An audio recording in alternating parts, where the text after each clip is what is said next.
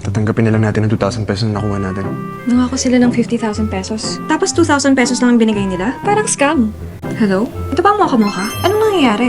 Hindi ba't sabi niyo hanggang 50,000 pesos ang credit limit? Bakit 2,000 pesos lang nakuha namin? Sigurado ka bang moka-moka ang in-applyan mo? Hindi ko alam. Basta nag-click lang ako ng kahit ano. Baka kasing maling app ang na-applyan mo. I-click mo na lang ang link sa ibaba ng video, ilagay ang iyong phone number at ID information, at subukan mo mag-apply ulit. Teka, wag mo ibaba yung tawag. Siklit lang! Wow! Nakuha ko na yung 49,000 pesos na limit! Pwede ko pang i-withdraw agad? Kailangan ko na kasi ito. Oo naman. Kapag nag-apply ka ngayon, pwede mong i-withdraw ang pera sa loob lang ng 3 minuto.